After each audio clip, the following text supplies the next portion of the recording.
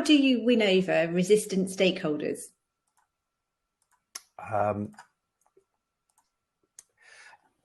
So we have resistant stakeholders, obviously, on projects all the time. I think the way you win over resistant stakeholders, I find it really interesting when people ask me this, because it's like, how do I win over another human? Well, the same way you win over anyone, right? Resistant stakeholders are just people who perhaps don't like what you're doing for one reason or another. And my answer is that the way you win over resistant stakeholders is the same way you win over any human that you want to either engage with you or see your way of being in some way. So for me, that comes down to two things. Listen to their concerns. Don't just go, well, this is happening and you can resist all you like, but it's happening, so live with it. You need to listen to their concerns for two reasons. One, it will really help you shape your change management plan. It might be that one person's being vocal about it, but actually they represent the views of half the organization. So actually listening to those concerns is really helpful, because it will help you shape your change management plan. But also understand there might be a really good reason why they're resistant to it, that you either need to bake into your plan, or you need to escalate back to your others, senior stakeholders, your sponsor, and that sort of thing. Someone's coming in, they were really resistant. I thought they were quite irritating at first, but then they made this really good point, and now I'm worried about that. Now I'm worried that we're doing all of this for nothing. Quite often the resistant, they're annoying, but quite often they will have a point. So first and foremost, listen to their concerns, listen to what it is. And sometimes it will just be whining. That happens. Sometimes it's, I just don't like the change that's happening, and I like using this old system, and now I've got to learn this new one and I don't like it. Okay. But again, that's something else we've understood there. And how do we make that easier for you? How do we make this transition more agreeable to you? And then a comedian friend of mine uses a great term, which is just as you would in the pub, just try and win the conversation. You don't worry if you go down the pub with your friends and someone disagrees with you. You just try and win the conversation. You chat with them, talk them through. Okay, so why do you think that?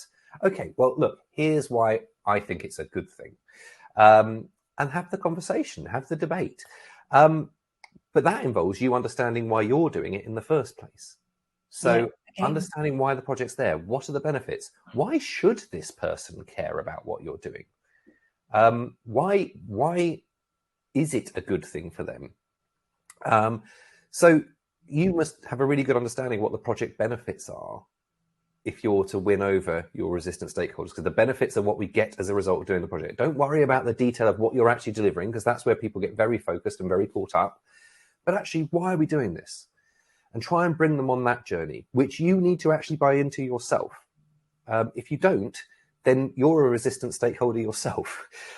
So if you're bought into it, bring them on that journey. Explain to them why you think it's a good thing. And finally, consider if you need to win them over. So you can invest a lot of energy in engaging with naysayers and people who are just going to be shooting a project down from the outset. Two things. Some people just won't be happy regardless of what you do. So don't, use your energy where it's most valuable. But some people might not like what you're doing. It is going to happen anyway. And actually, they might just need to get on board with that. And there's nothing more you can do to change their mind. And some people are actually appear to be resistant stakeholders. Actually aren't stakeholders at all. They're just people who have an opinion on what you're doing. And there are lots of those, particularly in law firms, where you do a big initiative and everyone has an opinion on what you're doing. But actually, some opinions are more valid than others. If you're a partner in that law firm, then perhaps your opinion carries more weight than depending on the project. But it's a good example within a law firm of someone whose opinion you might really need to engage in that. And finally, I just consider bringing in other stakeholders to help you with that message. You cannot engage, and it's not your job to engage with everyone that's affected necessarily by the project. Use your sponsor. Your sponsor's the champion of the project. The sponsor's the person who wants this thing done, who stands to gain most from doing it. So use them to help you drive the message out. Use your change management team. Use your business analysts. Use whoever's engaging with those people. Yeah. And actually identify other people perhaps in their department, not necessarily working for the project, who might act as champions for your project and help others around them to just come on that journey. That was a very long answer, wasn't it? It's a very long answer, but it's a really interesting question. I do like it because it's the human side of project management. It's nothing to do with the tools and the tricks. That's the interesting part, right? How do you talk to people?